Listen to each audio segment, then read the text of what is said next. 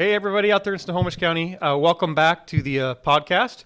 Took a couple weeks off from the last couple that we did right in a row, but I am super excited today. I have a special guest with me.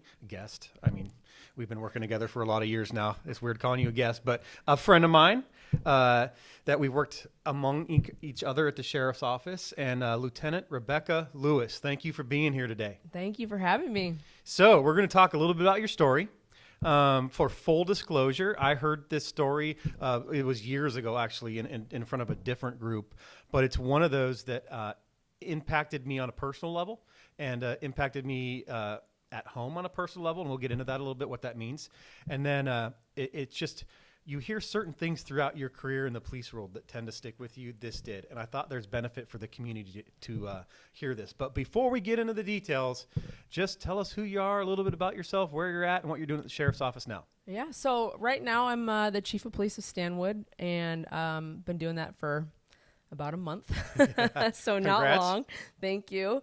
That's been a goal of mine for a really long time. So it felt really good to finally get there, and I plan on staying for a while. So that's what I'm doing right now. I've been in the sheriff's office for 18 years. Started my career here right out of college, and yeah, it's just been a roller coaster ride the whole time. Cool. So you said you've done 18 years here. You started in college. Tell us a little bit about what that looked like back then, 18 years ago. What were you thinking? Why did you want to get into this field? What about the Snohomish County Sheriff's Office intrigued you? Yeah, so great question. I was in high school, and I went on a ride along, like a lot of people, kind of to figure out if that's something they wanted to do, and just had an absolute blast. That was up in Ferndale, Washington. And then I started going to college. I didn't have a major. I didn't know what I wanted to do. I was fortunate enough to get to go to college, and the only class I liked was criminal justice. So they didn't have a major there. I transferred to Eastern. I majored in criminal justice. And then kind of towards the end, a group from the Criminal Justice Training Commission came and talked to our college class and said, listen, there's a program out there. If you've got your college degree, we'll give you some college reimbursement.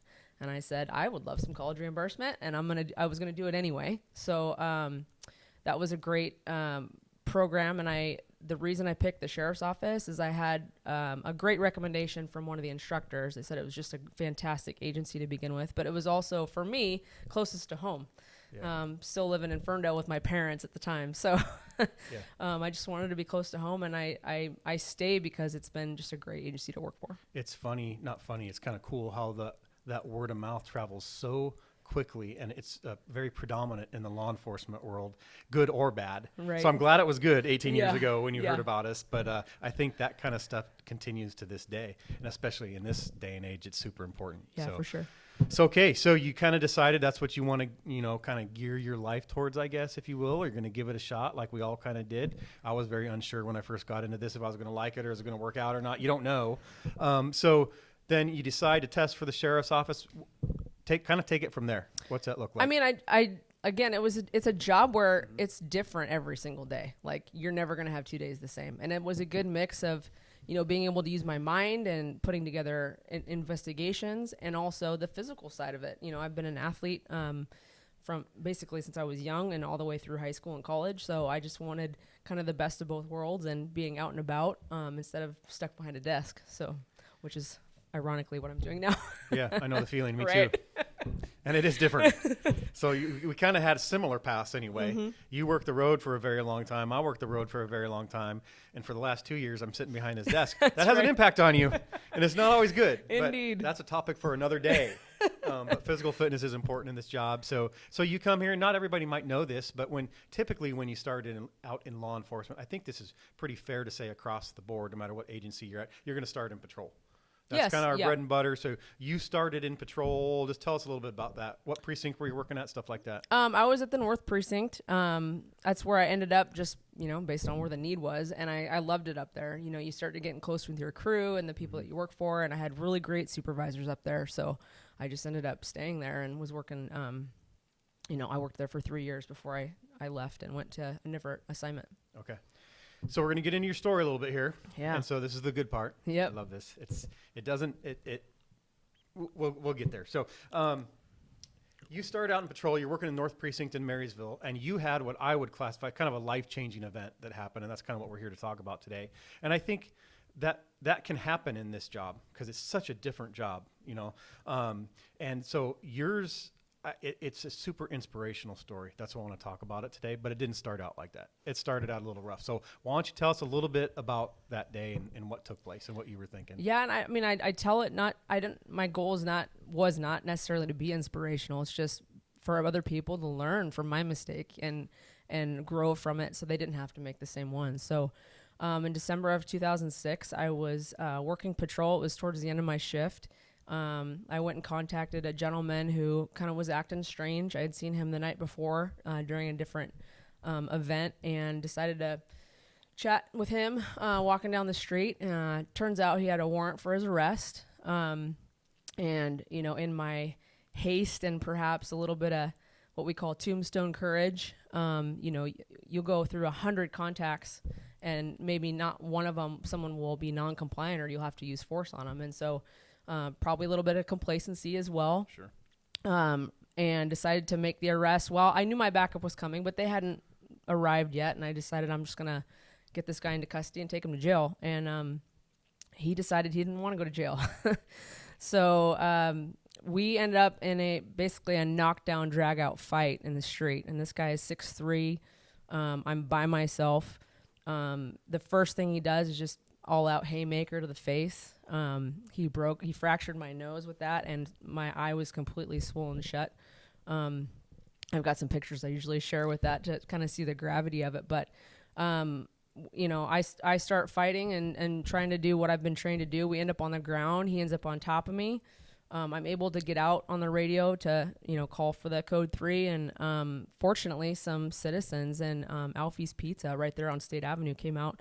They watched me struggle with him, and they grabbed onto him and helped, you know, those first few units come in and take him into custody. And when that was over, I remember having that feeling of what just happened. Like that happened so fast.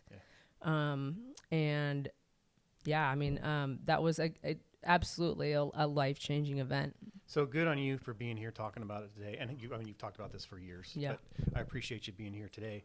And everything that you mentioned, you know, you owned what you called your mistakes and things like that. I just want to be clear with the community. We've all done that, and then some. I can't count how many times I've maybe finished up a call or a contact and thought that could have been really bad. I am very lucky. And you try to do your best, but we're human beings. We try to learn from that stuff.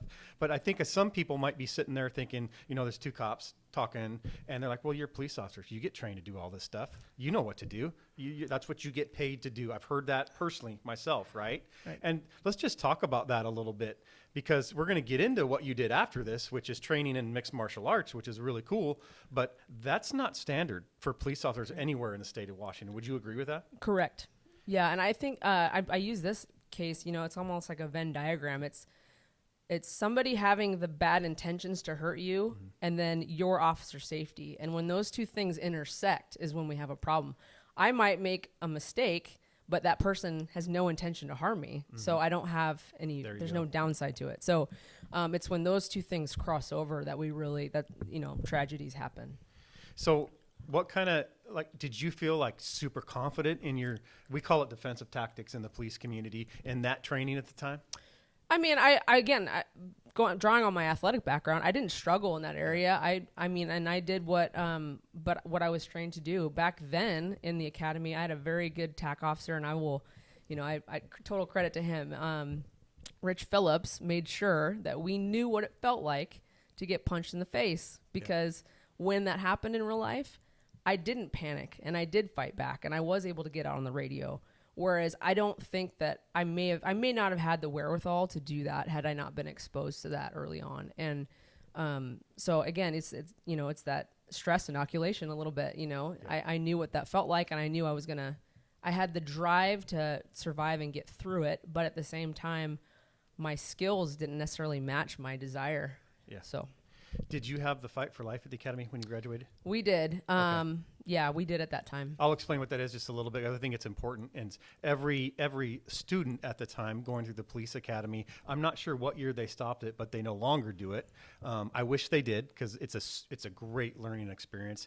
And to graduate, I guess, from the DT program back in the day when I went in the mid 90s, you had to at least survive the fight for life. Right. So you'd be the recruit officer or deputy, and you'd have to go against people that, they were padded up in suits like this, but it was as close to reality as a knockdown drag out fight as you could get. And you learn a lot of things. You learn a lot about personally, about how winded you get, how adrenaline impacts you. And, you can go for 20 seconds in a fight and be physically exhausted. That's real. That happens. So anyway, I wish they were doing that still, and I can say that. I don't want you to get into that, but I think that's just a super critical tool that we used to have that's now been taken away, but we were able to learn so much from that. But let's talk about where you went from there. So you get in this knockdown drag out with this bad guy, and citizens come up. So you're good to go at that point. It was a code 3, which was a help the officer call. I was working that night. I was in South County, so I was tearing up I-5 like all of law enforcement. That's what happens with the code 3, as it should be. And so what I want to know, this is important to me. What personal decisions did you make after that point? In the immediate aftermath, I had some time off, and I did a lot of reflection on, I had a lot of self-doubt. Am I even cut out for this? And I could either do one of two things. Either I could just throw in the towel and be like, you know what, this job isn't for me, or I'm going to turn what is my weakness right now into my greatest strength. And, this has been identified as a weakness to me because I ended up on my back with this guy on top of me, and I don't ever want to be someone's punching bag ever again.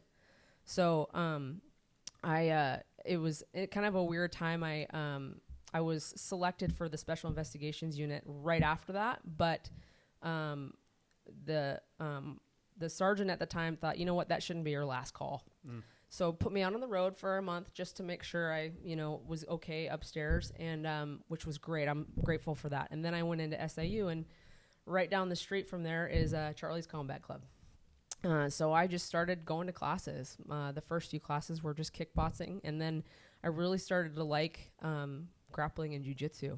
And being the athlete that I was, I wanted to test my skills in that. I didn't want to just be a casual recreational student. And so I started saying, hey, coach, I want to get in there. I want to fight. And so it was several years, and there's such a great organization. They're like, well, we're not just going to throw you in there.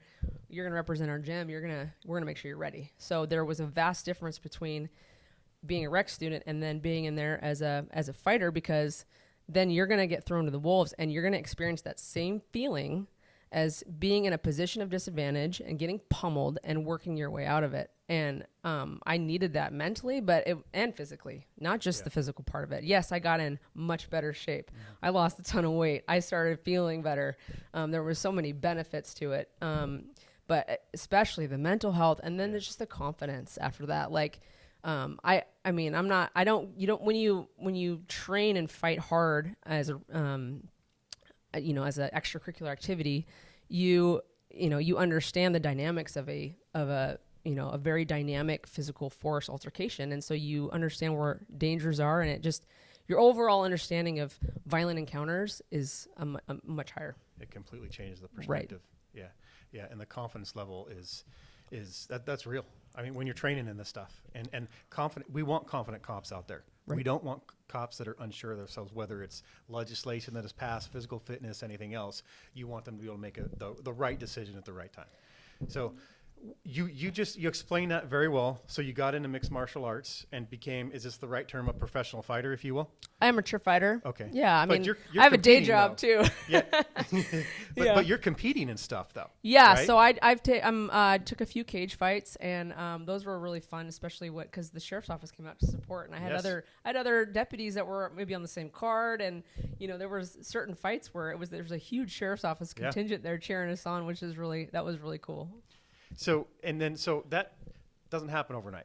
Right. That is, to get to the level that you're at now, how long, is that years in the making, months in the making? What do you think? It was a little over a year before we started training for fights. Okay. And again, it was, blood, sweat, tears in the gym. There's days when I was like, man, I suck. Yeah.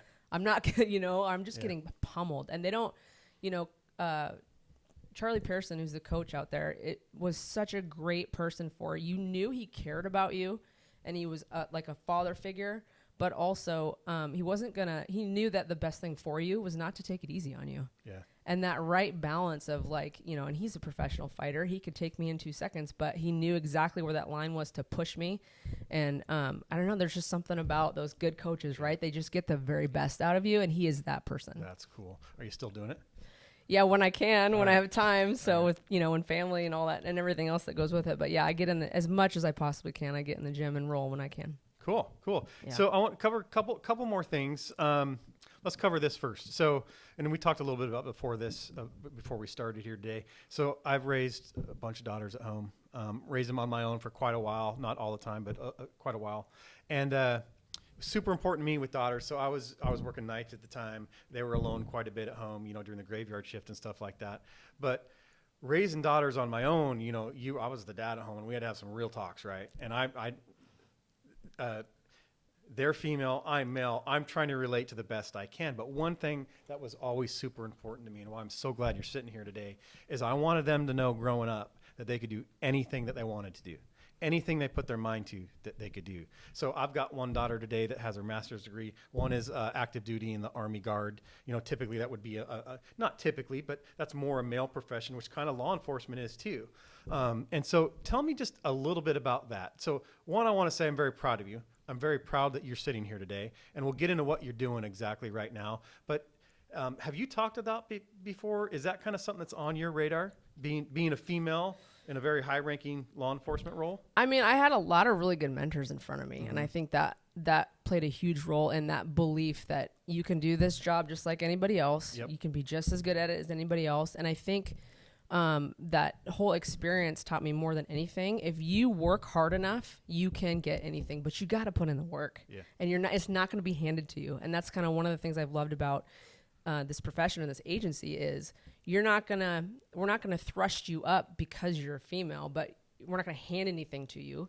But at the same time, it's not gonna hold you back. Right. And so, that's a recipe for success when you have those experiences. And then just like I said, that single event taught me that putting in the work and trying to make a positive thing out of a negative thing will other positive things happen down the road. So kind of the continuation of that story is because I was in fighting. That's kind of the way I met my husband. He was doing a wellness podcast. He came to one of my fights. A podcast, huh? Yeah. Cool. I didn't know he's that. got some experience in that. So that's how we met and had that. And when you look, and you have to look back on your life with that framework, and because you won't recognize if you don't look. And so because of that, I have an amazing family, an amazing home life. But roll it back to that single event that night. If that didn't happen, I may not have gotten into mixed martial arts. I may not have met him and go forward with that. So, I mean, there's also a huge faith component in all that for me. Oh yeah. That idea, and my pastor even did an entire sermon on it with the premise of, when you feel buried, maybe you're not buried, maybe you're being planted, and kind of framed that around this whole story as well. Really? Yeah. That's pretty cool. I didn't know that. I'll give you the link. That's awesome. Okay. All right, cool. So let's talk about what you're doing now. So I've worked around you, with you a little bit through the years, but really the last couple of years we've worked a lot together. Me as the sheriff, you start watch commander, and then on up to police chief. So and I think it was common knowledge. I think that your goal, you set goals, which there's a reason I said that. It's because I'm preaching goals big time at the Lead the Way with the youth. I think it's super important to have goals. And so you had a goal of becoming a police chief somewhere in Snohomish County. So you're there. Yeah. You've reached that goal. Yes. So tell us a little bit about, I know it's super new and it just happened like a month ago. Right. But tell us a little bit about that. Right now, like I said, I'm just trying to take it all in. I'm trying to listen to as many people as I can. The Stanwood community is just so awesome. Like everybody's been so welcoming, and I'm creating great relationships with a lot of different businesses, and the city council, the mayor is awesome. So, I mean, I'm just trying to soak up and listen as much as I can. And then we're going to start moving forward with crime prevention and engagement and as much as we can. So I feel like I'm a good fit there. I hope I am. And again, it's only been a month, but I'm just having a blast. Awesome. Well, congrats again on that spot. Thank That's you. really cool. Very proud of you. And so we talk about this kind of a lot, a new generation coming up in law enforcement. Our patrol division is very young. They're new, which I think is fairly common in Washington State right now. It's just we're at a different time. And so I don't know that even our own employees know your story. So that's why I'm so glad you agreed to do this today. But I just want you to know that, we're hiring more and more young ladies to do this job, which I'm also super proud of that. I love seeing them out there on patrol. And I guess I'm just more of a statement than a question. I want them to know that you're a resource for people. You just got done saying that mentors were very important in your life. And I know you because you helped us out with the Lead the Way program. You're willing to kind of fit that role, when you can. You're open to that. So I'm just putting it out there for our employees, for people in the community that you've been very gracious with your time, and I really appreciate that. And you got a little bit of a cold, so I feel really bad that I keep asking you more questions and more questions. You're doing But we're gonna end on this point. And again, I'm gonna repeat myself, but I'm proud of you. I'm proud of where you're at. I'm proud that you represent this organization. And not everybody would be willing to come here and do this podcast and talk about this. But man, I'm so glad you did. I'm so glad you helped with Lead the Way a couple weeks ago, so that those youth could hear your story as well. And so just thank you. I'm glad that you're just thriving and everything that's going on right now. And I guess I'm going to say thank you. No, appreciate it. Yeah, I any opportunity I can to pay it forward, because there's some great people that were there for me. I would love to help anybody I can in this agency, especially. So. All right, Lieutenant Lewis, thank you for your time All today. right. Really Thank you, appreciate it. Okay. All right.